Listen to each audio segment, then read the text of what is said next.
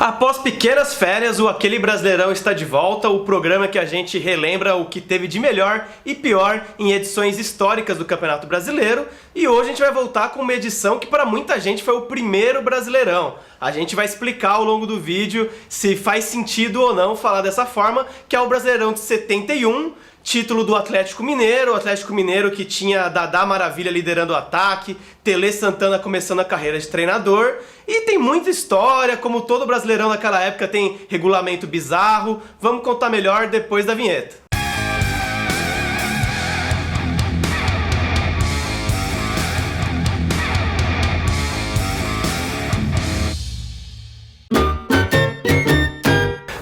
Agora sobre regulamento bizarro é por causa de uma regra que a CBF colocou e foi alterada ao longo da competição de tão absurda que era. A CBF queria dar vagas da primeira fase para a segunda fase por média de público. Os times com a melhor média de público iam ter vagas garantidas na segunda fase. Mas isso deu uma polêmica, tinha gente suspeitando que tinha time vendendo ingresso falso aí, fingindo que o público era maior do que era. Então essa regra acabou não valendo e o regulamento que prevaleceu no final era o seguinte: a gente tinha 20 times no Brasileiro, 2 grupos de 10, os times jogavam dentro da própria chave, primeiro contra os times da chave, depois contra os times da outra chave, então todos se enfrentavam contra todos, mas contava a pontuação de cada chave separada, se classificavam 6 melhores de cada fase, que eram divididos então em 3 grupos com 4 times, e aí o campeão de cada grupo formava um triangular no final. Deu pra entender? O campeão de 71 foi o Atlético Mineiro, time que vinha de anos muito difíceis, tinha inclusive ganhado um rival regional nessa época. Isso a gente já explicou um pouco no vídeo sobre o estadual de 93, vencido pelo América Mineiro, né? O Mineiro 93 a gente comenta que até a década de 60, os 2 maiores campeões mineiros eram Atlético e América.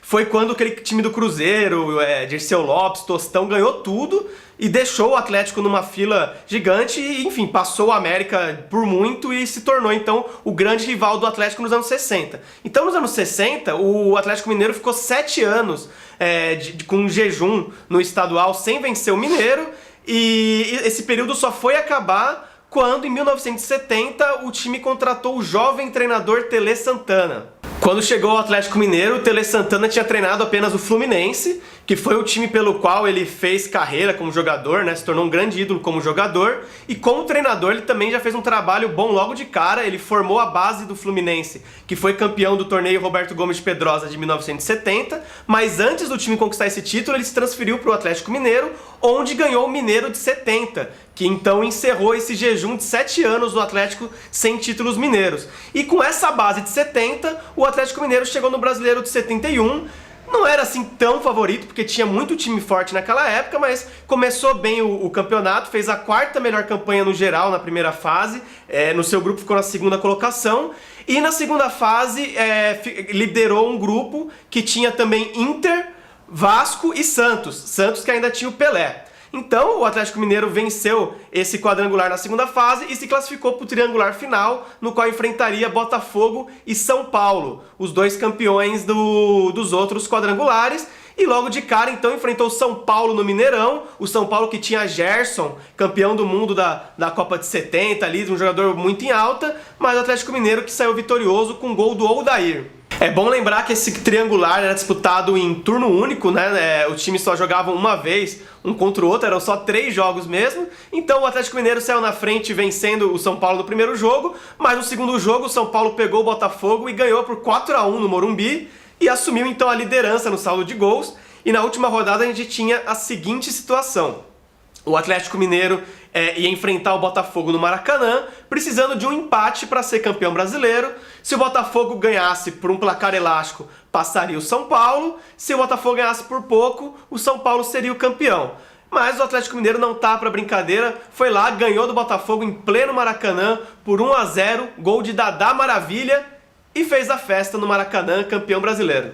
Desde então, o Galo bateu na trave 5 vezes atrás do bicampeonato brasileiro, ficou 5 vezes com o vice-campeonato, ainda não aconteceu, mas vamos lembrar desse grande time então, vamos lembrar a escalação campeã do Atlético Mineiro em 71. No jogo decisivo contra o Botafogo, o Atlético Mineiro foi a campo com Renato no gol, Humberto Monteiro, Grapete, Vantuir e Odair, Vanderlei e Humberto Ramos. Humberto Ramos, como treinador, foi vice-campeão brasileiro com o Atlético Mineiro em 99.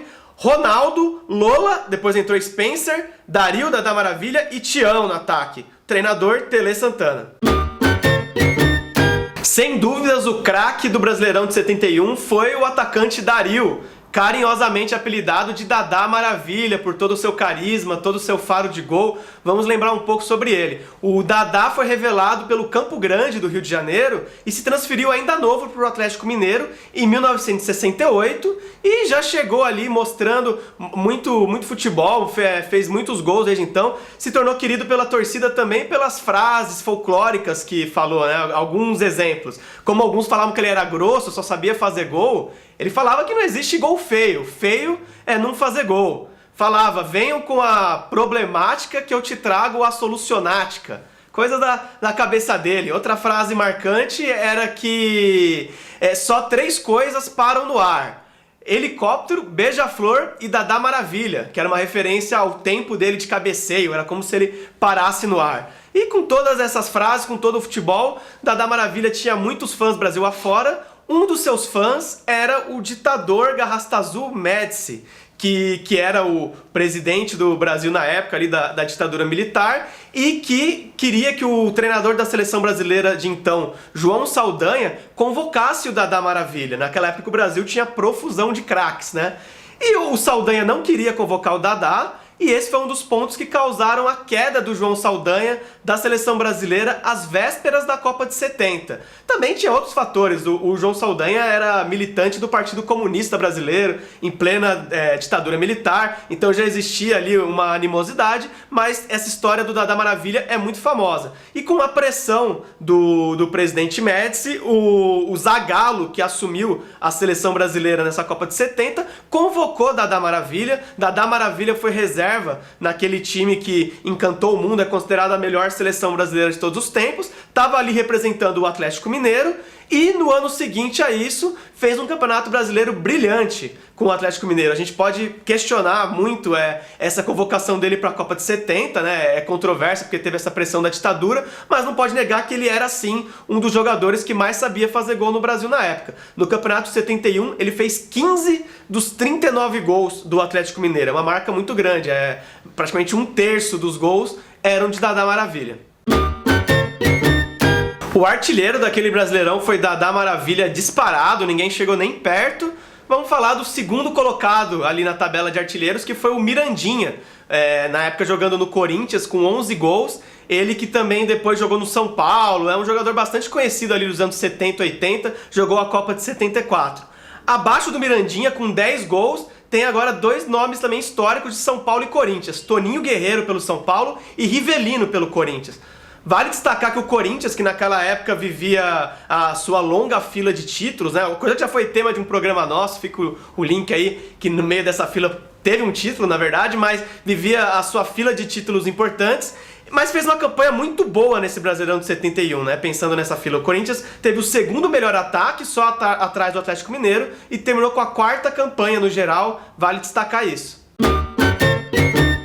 Para a maioria dos que viveram aquela época, a grande atuação do Atlético Mineiro nessa campanha do título 71 nem foi nas partidas do triangular final, que o time ganhou 2 timaços do São Paulo e do Botafogo, são jogos muito importantes, mas para muita gente a melhor atuação foi uma fase antes do triangular final, no quadrangular, que o Atlético Mineiro fez 4-1 no Internacional em pleno Beira-Rio.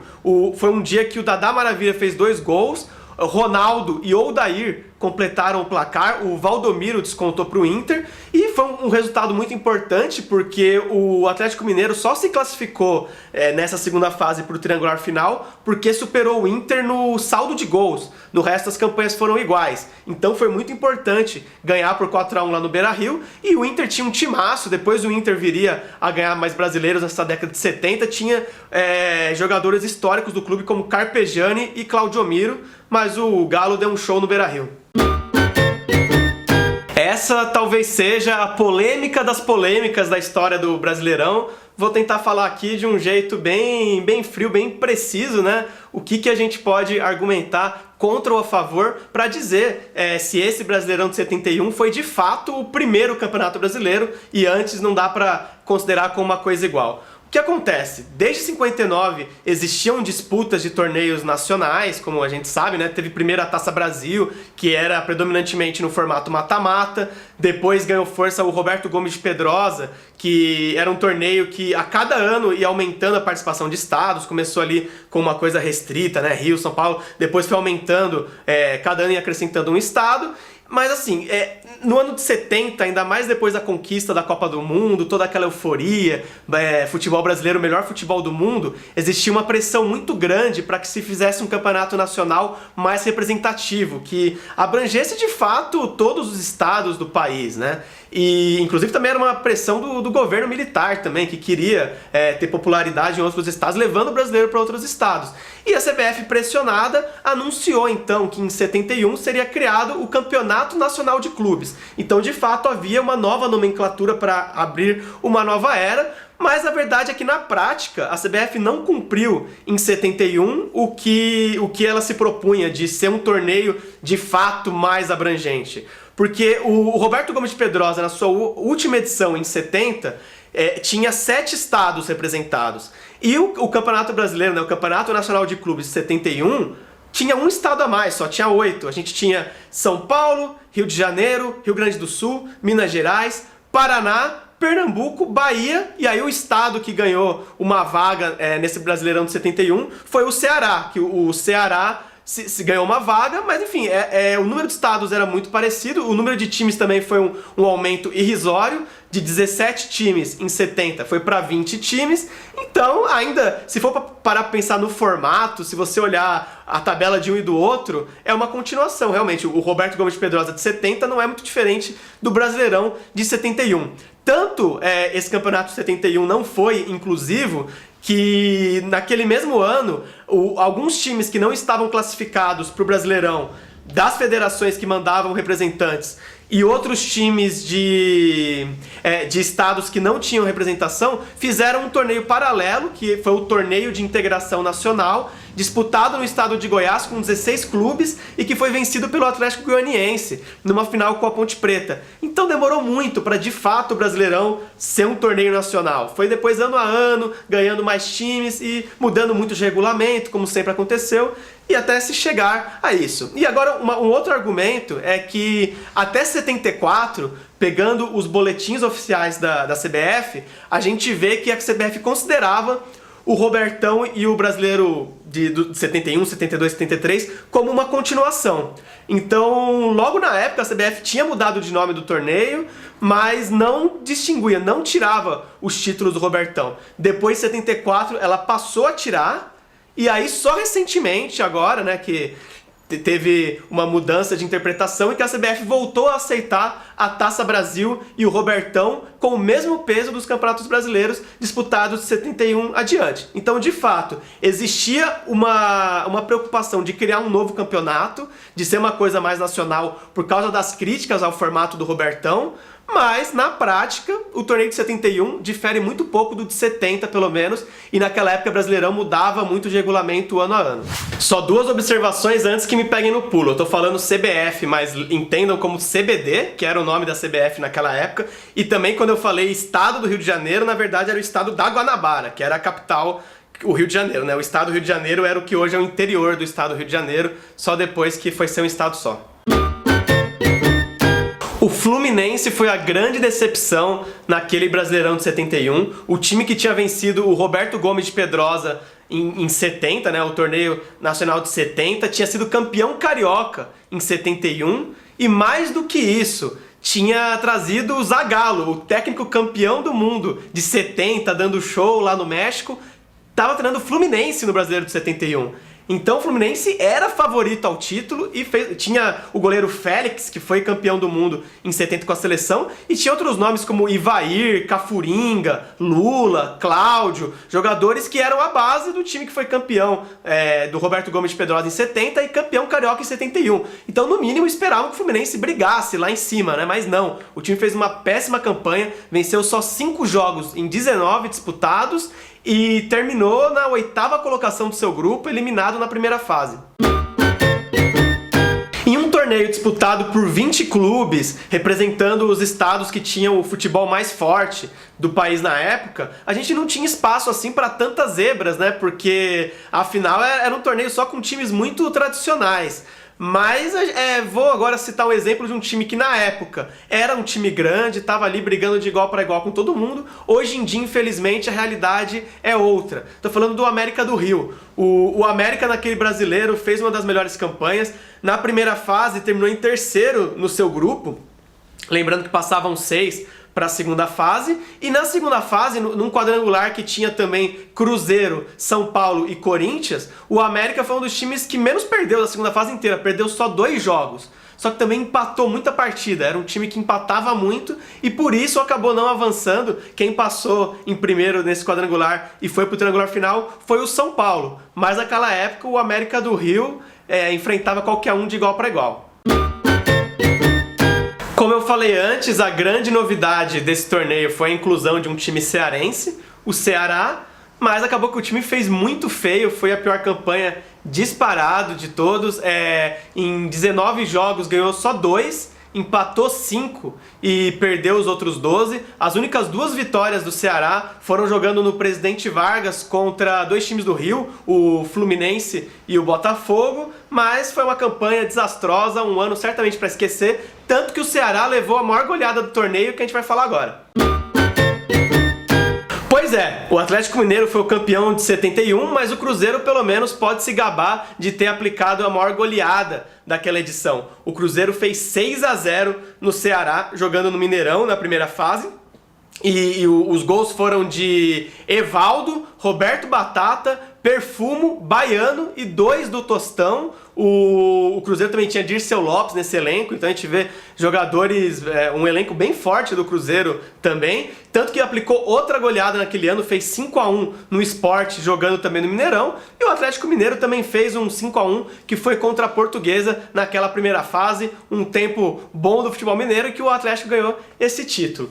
Agora, antes de encerrar o vídeo, vou só mandar aqui alguns recados para finalizar. O primeiro, falar sobre a Ícone Sports. A gente tem apresentado vários programas com o nosso uniforme da última divisão da Ícone. Você pode ver aí a camisa que eu não estou vestindo hoje, mas você pode também fazer um modelo desses para o seu time de pelada, para o seu time da empresa, o time aí do seu bairro. É só entrar em ultimadivisão.com.br/ícone, você vai ver vários modelos de uniforme para personalizar, colocar as cores e o escudo do seu time, e entrando por esse site em parceria com a Última Divisão, você vai ter um desconto. E falando em desconto, um outro lugar que você tem desconto como seguidor aqui do Última Divisão é na Vestiário. A Vestiário Company é outra parceira nossa, uma empresa que faz camisas casuais de futebol, camisas bem bonitas também, de vez em quando a gente apresenta o programa com elas. Entra lá em vestiariofc.com.br, dá uma navegada, você vai ver várias camisas bacanas com o tema de futebol, e usando o cupom Última Divisão, Última Divisal, tudo junto, sem acento, você também tem descontos nessas camisas. E para finalizar, falar também sobre a nossa forma de financiamento do projeto, que é o Padrim. A gente tem uma conta lá, você entrando em padrim.com.br/Última Divisão, você vai ver vários valores que você pode colaborar com a gente mensalmente a partir de R$2. Depois de uma certa faixa de valor, você pode concorrer a prêmios como camisas de futebol, livros, flâmulas, coisas bem bacanas ligadas ao futebol que a gente separa para sortear. Então vale a pena dar uma conferida lá. E é isso, gente. Então, essa foi a volta do Aquele Brasileirão. A gente vai voltar agora com todo o gás aí, fazer novos programas. Indica pra gente qual Brasileirão que você quer que a gente fale na próxima edição. Fale também o que você lembra, né? O que você, pelo menos, já leu sobre esse torneio de 71, né? Se você acha realmente que é justo falar que é o primeiro brasileiro ou não, essa grande e interminável polêmica. E é isso, gente. Siga a gente nas redes sociais se não segue, dê aí um curtir no vídeo, siga o canal e até a próxima.